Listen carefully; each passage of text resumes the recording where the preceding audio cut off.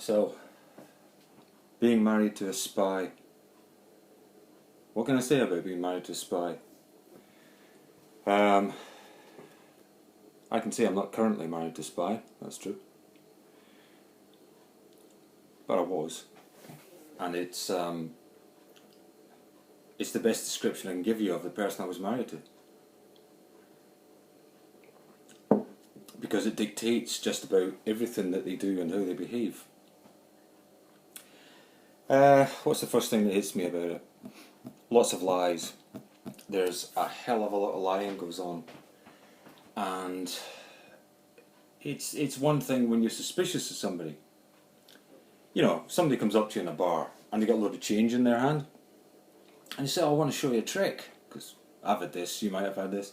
I want to show you a trick, mate. Yeah. Oh, you don't have, 20 pence or you don't have tuppence or something.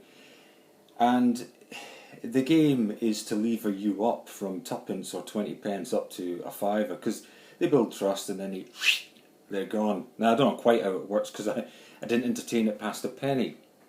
And then, of course, they try to slag you off for being mean because you won't... Right, okay. That's a different thing. But the fact is, lying's just totally de rigueur, standard, modus operandi, completely normal for a spy. So anybody who's a spook or a ghost or a ghoul or whatever you want to call it, or working with security services, lying is just absolutely standard. Right. Now if you're married to somebody like that and you don't have any idea that they are like that, it puts you in the terribly weak position of, on a daily basis, and they'll try not to do it unless they have to. But on a daily basis, you will be toyed with because they have to keep things hidden. Now, it is my experience, and this is just IMHO, in my humble opinion, my experience that small lies are only told because they cover up big lies, or they produce a large chance that the person telling the little lie can avoid telling the big lie later. So you get lots of lies of all shapes and sizes. I mean, it's a barrage, really. And you don't know which is truth and which is lie. You, as a spouse, you see, the only way, and I should do another video about this, the only way a relationship works, really, especially a close one, like best friends, family, siblings, the only way it can work, mother, son, father, daughter, it's massively based on trust. And trust really means, husband, wife, two husbands and two wives these days, whatever. Massively depends on trust. And that means that you treat the person as though they're not lying. And not only that, you don't even ask the questions. Because when you begin to ask questions, that's when a relationship fails. Because you look under any given rock, there are creepy crawlies. So, starting to ask the questions is a problem. Examples of lies. Car comes back we had one car at a time. She could walk to work at that time. Car comes back with a smashed tail light. She says, something's happened to the car, parked it. And of course I believe she's in a certain place, you see. This is all to do with the location of where she is. So I have no doubt that somebody broke the tail light. But who broke it and why they broke it, it could be anything. Remember, once you found out that somebody's lying, I didn't realise till afterward, and then I didn't realise till after that, by several years, what this person's real occupation probably was.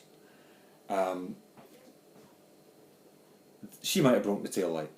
The person she was with might have broken the tail light to cover up where she was and have a whole story about it. What I do know is this.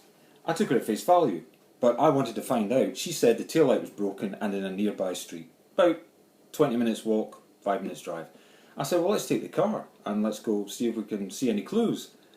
So then I have to be rubbished for wanting to do that. Then it has to be, you don't trust me. Then so a whole raft of crap that you've got to try and get your way through, which basically is them trying to stop you from going and doing this little check. Okay, so when I get to this place that she says it happened, there are broken bits of tail light, but she's married to the wrong person to play this on. I'm not much good at jigsaw puzzles, but I know that those bits of broken headlight, I am technically minded. Because the first thing in my mind is, I'll get those bits of broken tail light and just glue them together and stick them back on. It's not a new car or anything.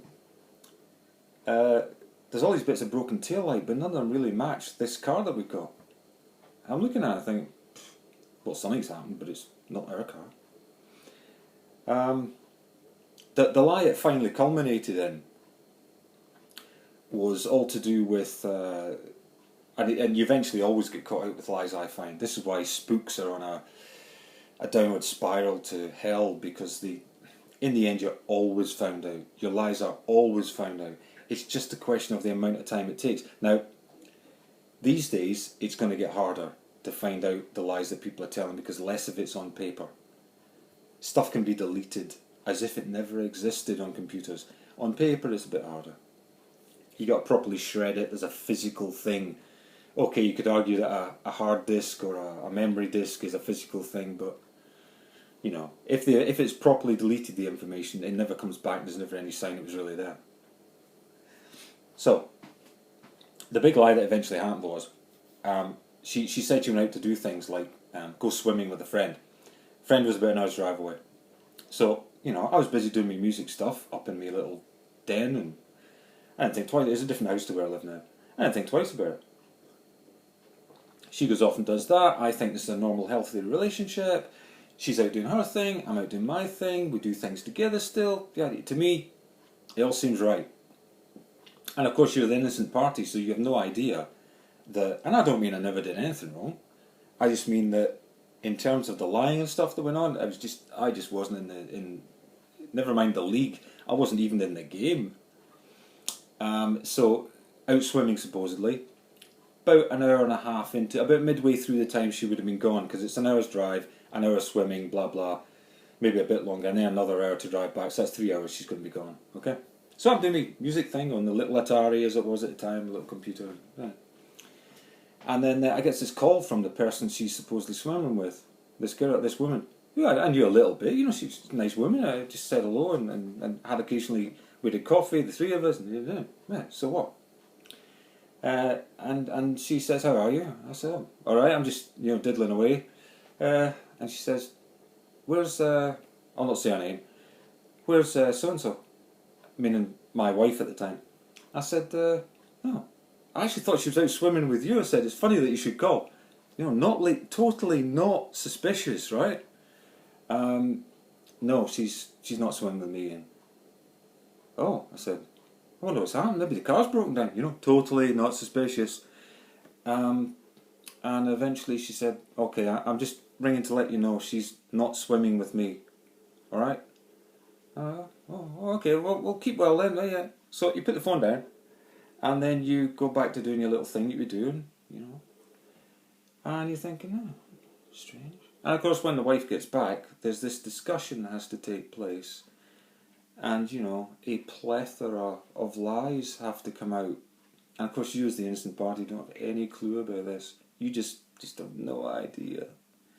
So the plethora of lies come out. And it's just all sorts of stuff. It goes through the same things as I said before. Don't you trust me? The car broke down. It was weird. It just stalled. Now I'm technical. So somebody tells me the car's breaking down. I think, oh God, and this is me, right? I don't want to be having my wife stuck in the middle of nowhere, and you're worried for the bitch, right? You know, are broken down in the middle of nowhere, so you think we'll have to sort this, and she knows you're going to do this. I think her first words were, of course, I just admitted everything. You see, if I was a sneaky bugger, I would have said things like, "So I was a swimming good," but I didn't. I told her also. I said, "Oh, so and so phoned up and said you hadn't gone swimming." Of course, that gives the woman all the information she needs. The spook then is all the information she needs to go away and say, "Oh, hold, I'll tell you all about it. Just give me a couple of minutes to get in, if that's all right." And away she goes and changes clothes and sprays perfume and stuff. And then she makes up some story about it. The car's broken down, it's mysterious, and of course I can't find anything wrong. The car starts fine. I go out and drive it for a little bit. Okay? Right, anyway. I'll do some more videos on this, but you don't want to be married to a spook and not be a spook yourself, because you are taken for a ride and then some. Right, thanks for watching and listening.